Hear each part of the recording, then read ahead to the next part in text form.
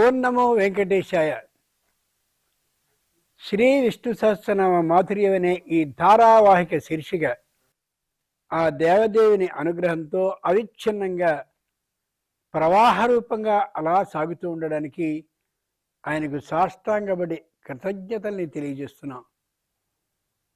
ప్రేక్షకులైన మీరు, తల్లిదండ్రులు, ఈ విద్యార్థినులకి ఎవరైతే ఉన్నారో వాళ్ళు ఏమాత్రపు సంశయము లేకుండా పంపిస్తున్నందుకు ప్రత్యేకమైన ధన్యవాదాలని వాళ్ళకి తెలియజేస్తూ, ఈ పిల్లలు కూడా భగవదనుగ్రహం కానీ ఉన్నట్లయితే మేము తప్పక విజయాన్ని సాధించగలమనే ధైర్యంతో ఉన్నందుకు వీరిని అభినందిస్తూ ఆశీర్వదిస్తూ 78వ ఘట్టాన్ని దాటి 79లోకి అడుగుపెడుతున్నాం.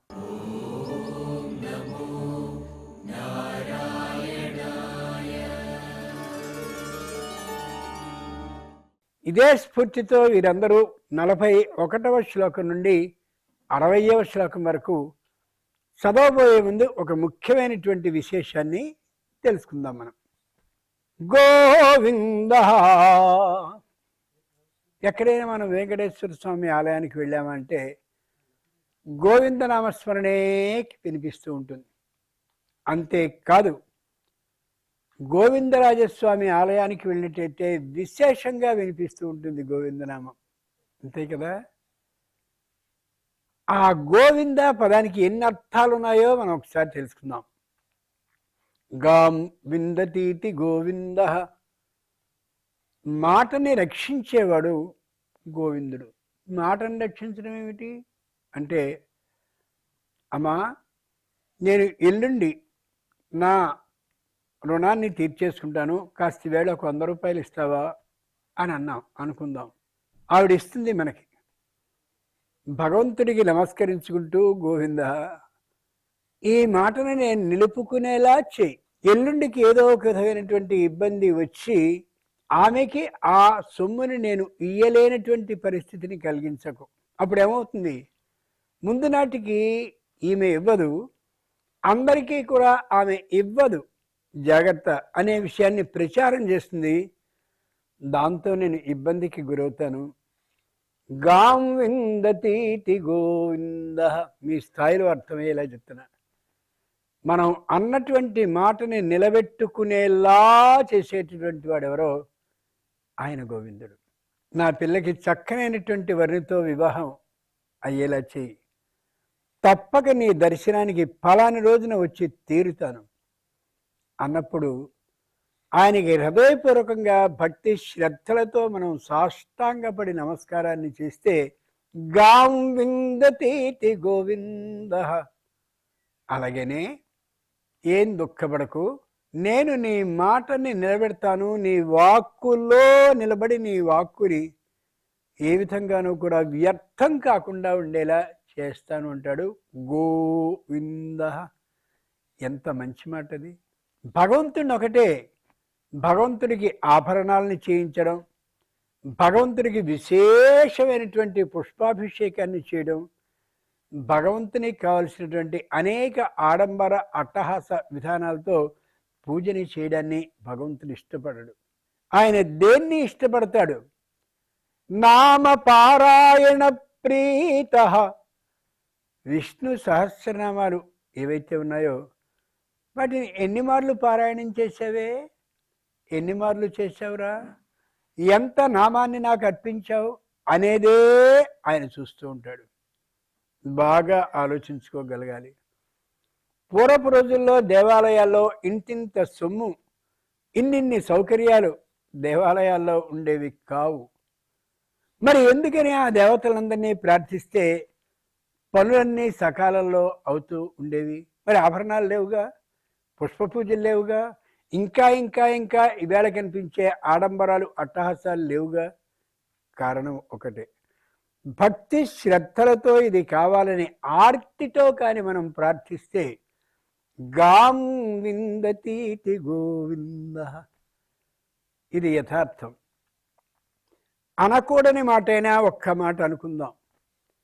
ఈ భగవంతుడి ఆలయంలో ఇంత సొమ్ముంది, ఈ భగవంతుడి కిరీటం ఇంత ఖరీదుతో పెట్టబడింది, ఈ భగవంతుడి చేతికి ఇంతింత విలువైనటువంటి బంగారపు ఆభరణాలు ఉన్నాయి అని కానీ బహిరంగంగా అందరికీ కనిపించేలా పెడుతూ ఉన్న సందర్భంలో అందరి కళ్ళు ఒకలా ఉండవు.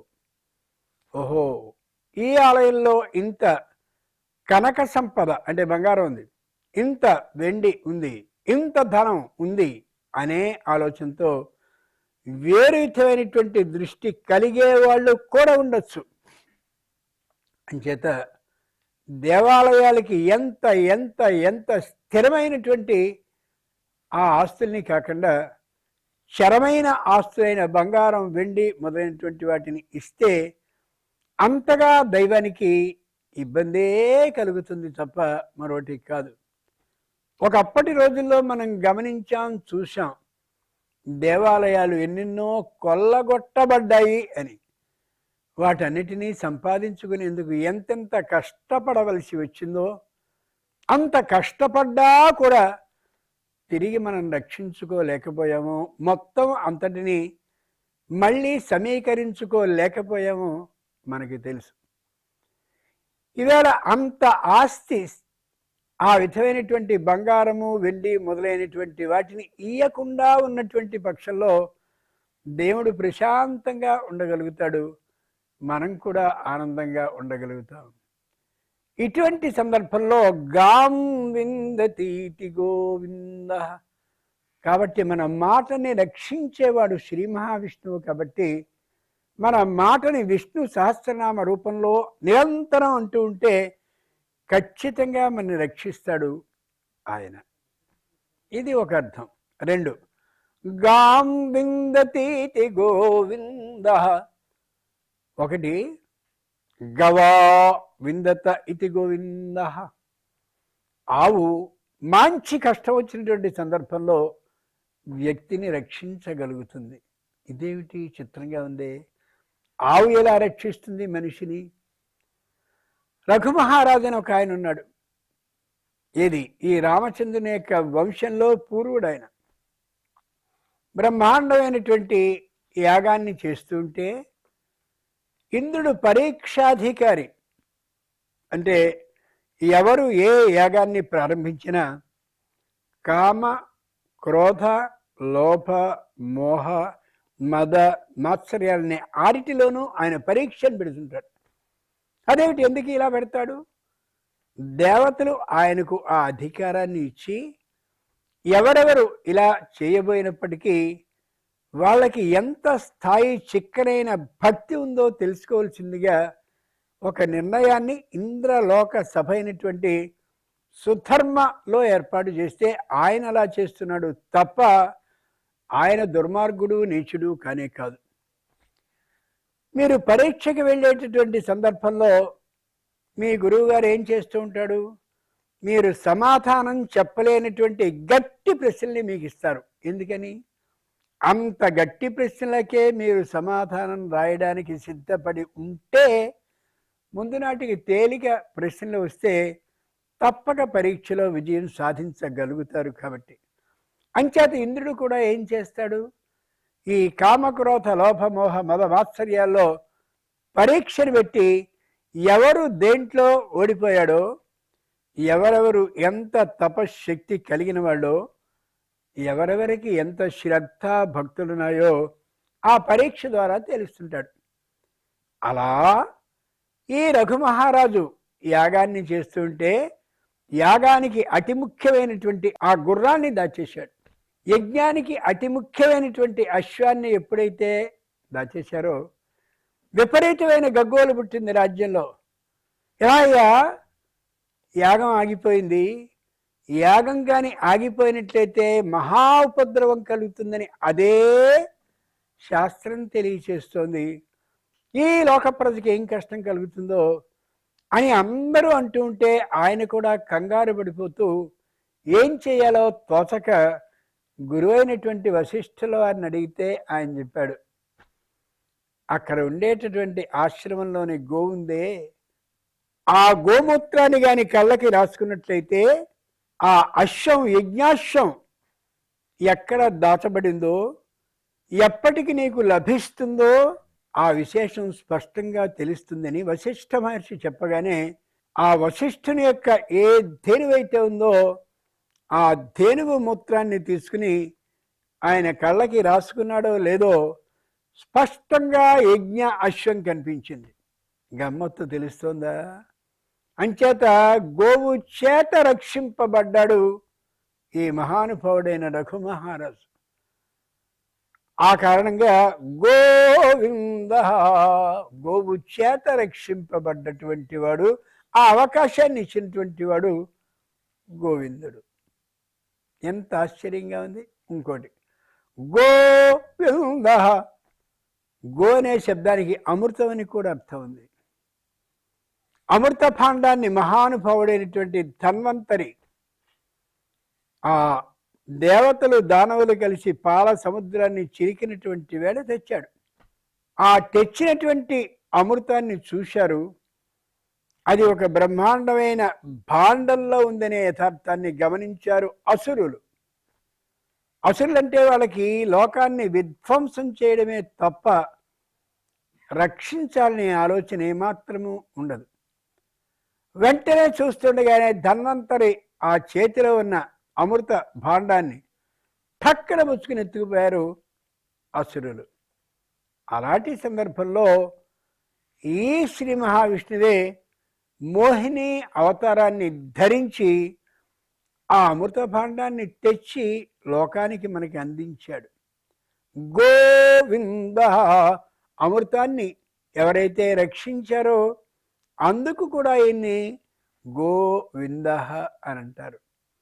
ఇంకోటి కూడా ఉంది, గాం విందతీతి గోవింద. గో అనే శబ్దానికి వంశము అని అర్థం. స్వామి, చక్కగా నా పుత్రుడికి వివాహాన్ని చేశాను, లేదా నా కూతురికి కళ్యాణాన్ని నిర్వహించాను, వాళ్ళకి సంతానం కలగాలి, 5-6 సంవత్సరాలు అయిపోయింది, మానసికంగా వ్యధని చెందుతున్నాను, అంచేత నాకు వంశాన్ని నువ్వు ఇప్పించినట్లయితే ఎంతో ఆనందపడతాను.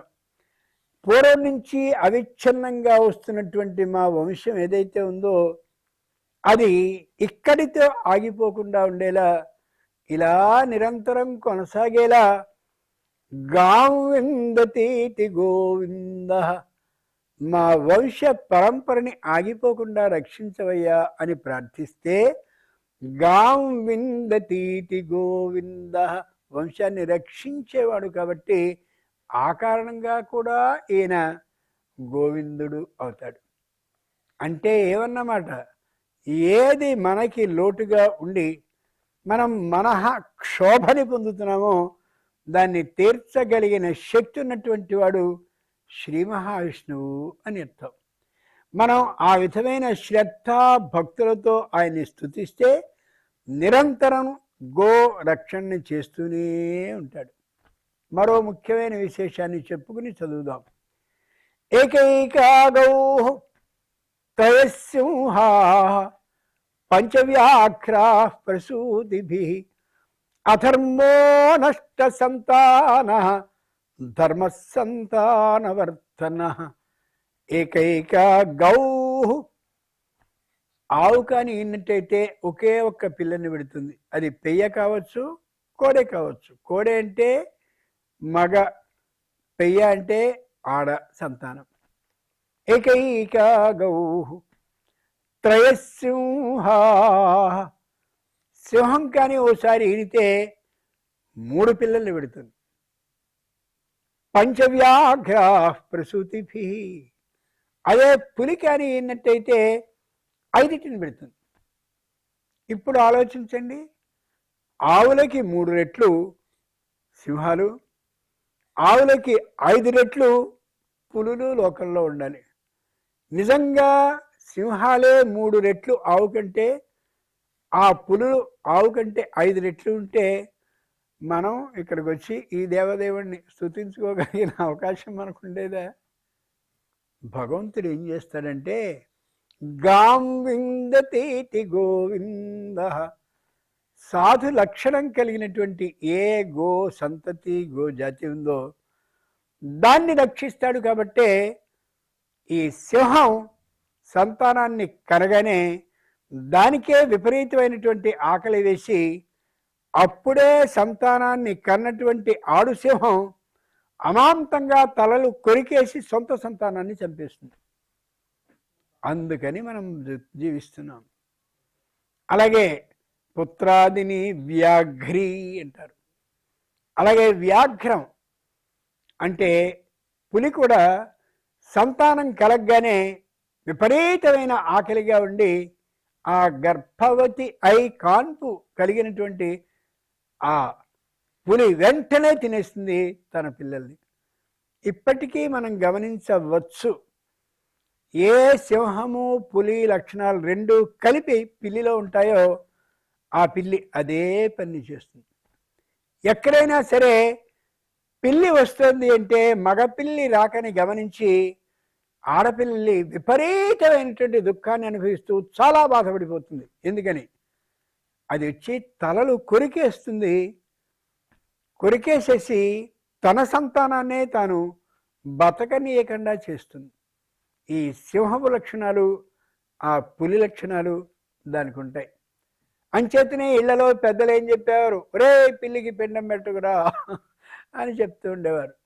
అదేమిటండి మరి 84 లక్షల జీవరాశులైనటువంటి శ్రీ మహావిష్ణువు యొక్క సంతానంలో అవి కూడా ఒకటే కదా, పెట్టాలి కదా అని. పిల్లికి ఏ ఆహారం అనేది కావాలో, ఏ ఆహారాన్ని ఏర్పాటు చేయాలో వాడికి తెలుసు. నీ వల్లేం పుట్టవు, నీ వల్లేం పెరగవు, గుర్తుంచుకోగలగాలి. సింహం పుల్లి ఎలా అయితే ఆ నడక ఆగి అమాంతంగా పట్టుకోవడం, ఆ కాళ్ళు రెండు చాపి పడుకోవడం, ఏమాత్రపు అలజడి లేకుండా మెత్తనైనటువంటి కళ్ళతో మెత్తనైన కాళ్ళతో నడుస్తూ ఉండడం, ఇవన్నీ వాటికి వస్తాయి. అర్థమవుతుందా? గాం విందతీతి గోవింద. ఆవు జాతిని రక్షిస్తాడు శ్రీ మహావిష్ణువు. అంచేతనే ఆవు కంటే 3 రెట్లు సింహాలు, ఆవు కంటే 5 రెట్లు పులులు ఉండాల్సి వచ్చిన ఆవుల సంఖ్యే లోకంలో ఎక్కువగా కనిపిస్తూ ఉంటుంది. అలాంటి సాధు జంతువులను రక్షించేటటువంటి వాడు గోవింద. ఎంత గొప్ప విశేషం దాగింది చూడండి. 3 అక్షరాల పదం ఇది అనుకోవడానికి. చాలా ఇలాంటి విశేషాలు ఉన్నాయి. అందుకనే మనకి ప్రతి దేవాలయంలోనూ కూడా గోవుల్ని పోషిస్తూ ఉంటారు. చిత్రం ఏంటంటే గోవు బాగా ఆహారాన్ని తీసుకుంటుంది. తీసుకుని నిరంతరం అలా నవ్వులుతూనే ఉంటుంది. అది ఏదైనా మనకి మానసికమైన కష్టం కానీ వచ్చినట్లయితే దానికి కావలసినటువంటి కూరగాయల ముక్కలు, అలాగే ఎండుగడ్డి, అదే తీరుగా పచ్చగడ్డి, కుడితి, చిట్టు, తవుడు ఇవన్నీ పెడుతూ ఉంటే అది అలా మనని చూస్తూ తింటూ ఉంటుంది. అది తినే సందర్భంలో దాని ముఖంలోని కానీ కళ్ళు పెట్టి మనం చూస్తే తప్పక మానసికమైనటువంటి వ్యథ తొలుగుతుంది అని పెద్దలు చెప్పినటువంటి మాట అనుభవంలో కనిపిస్తున్నటువంటి సత్యం. ఎన్ని విశేషాలు గోవు గురించి చెప్పారో లెక్క లేనే లేదు. గాం విందతీటి గోవింద. ఈ స్ఫూర్తితో మీరు 41వ శ్లోకం నుండి 60వ శ్లోకం వరకు గొంతుని గట్టిగా పెంచి ఏకకంఠంగా చదువుతున్నారు అనిపించేలా చదవండి. ప్రారంభించండి. ఉద్భవక్షోభనో దేవ శ్రీగర్భ పరమేశ్వరః కరణం కారణం కర్తా వికర్తా గహనో గుహః వ్యవసాయో వ్యవస్థానః సంస్థానస్థానదో ధ్రువః పరధి పరమస్పష్టః తుష్టః పుష్టః సువేక్షణః రామో విరామో విరజో మార్గో నేయో నయోనయః వీరః శక్తిమతాం శ్రేష్ఠో ధర్మో ధర్మవిదుత్తమః వైకుంఠః పురుషః ప్రాణః ప్రాణదః ప్రణవః పృథుః హిరణ్యగర్భः శత్రుఘ్నో వ్యాప్తో వాయురధోక్షజः ఋతుః సుదర్శనః కాలః పరమేష్టి పరిగ్రహः ఉగ్రః సంవత్సరో దక్షో విశ్రామో విశ్వదక్షిణः విస్తారస్థావరస్థాను ప్రమాణం బీజమవ్యయం అర్థోనర్థో మహాకోశో మహాభోగో మహాధనః అనిర్విన్నస్తవిష్టో భూధర్మయూపో మహామఖః నక్షత్రనేమిర్నక్షత్రీ క్షమః క్షామः సమీహనః యజ్ఞయుజ్యో మహేజశ్చ క్రతుర్సత్రం సతాం గతిః సర్వదర్శీ విముక్తాత్మా సర్వజ్ఞో జ్ఞానముత్తమం సువ్రతః సుముఖः సూక్ష్మः సుఘోషः సుఖదः సుహృత్ మనోహరో జితక్రోధో వీరబాహుర్విదారణః స్వాపనः స్వవసో వ్యాపీ నైకాత్మా నైకకర్మకృత్ వత్సరో వత్సలో వత్సీ రత్నగర్భో ధనేశ్వరः ధర్మగుద్ధర్మకృద్ధర్మీ సదసక్షరమక్షరం అవిజ్ఞాతా సహస్రాంశుర్విధాతా కృతలక్షణः గభస్తి నేమిः సత్వస్థः సింహో భూతమహేశ్వరः ఆదిదేవో మహాదేవో దేవేశో దేవభృద్గురుః ఉత్తరో గోపతిర్గోప్తా జ్ఞానగమ్యః పురాతనः శరీరభూతభృద్భోక్తా కపీంద్రో భూరి దక్షిణः సోమపోమృతః సోమః పురుజిత్ పురుషత్తమః వినయో జయః సత్యసంధో దాసార్హः సాత్వతాం పతిః జీవో వినయితా సాక్షి ముకుందో అమిత విక్రమః అంబో నిధిరనంతాత్మా మహోదధిశయోంతకః అజో మహార్హ స్వాభావ్యో జితామిత్రః ప్రమోదనః ఆనందో నందనో నందః సత్యధర్మా త్రివిక్రమః మహర్షి కపిలాచార్యః కృతజ్ఞో మేదినీపతిః త్రిపదస్త్రిదశాధ్యక్షో మహాశృంగః కృతాంతకృత్ మహావరాహో గోవిందః సుషేణః కనకాంగదీ గుహ్యో గభీరో గహనో గుప్తశ్చక్రగదాధరः వేదాస్వాంగోజితకృష్ణో దృఢः సంకర్షణోచ్యుతः వరుణో వారుణో వృక్షः పుష్కరాక్షో మహామనాः భగవాన్ భగహానందీ వనమాలీ హలాయుధः ఆదిత్యో జ్యోతిరాదిత్యः సహిష్ణుర్గతిసత్తమः కశ్యపోత్రి భరద్వాజ విశ్వామిత్రోథ గౌతమః వశిష్ఠో జమదగ్నిశ్చ సప్తతే ఋషయః స్మృతాః. మరొకరు అడిగినటువంటి ప్రశ్న ప్రకారం విశ్వామిత్రుని చరిత్రని స్థూలంగా చెప్పండి అని. విశ్వామిత్రుడు విపరీతమైనటువంటి కోపం కలిగినవాడు, కోపంతో పాటు పట్టుదల కూడా కలిగినవాడు. కోపం తగ్గే అవకాశం ఉంటుంది, ఎందుకని కోపం అనేది రజోగుణం ద్వారా వచ్చేది కాబట్టి. పట్టుదల మాత్రం తగ్గదు. రజోగుణం ద్వారా వచ్చేది కోపం అయితే, పట్టుదల అనేది తమోగుణం ద్వారా వస్తుంది.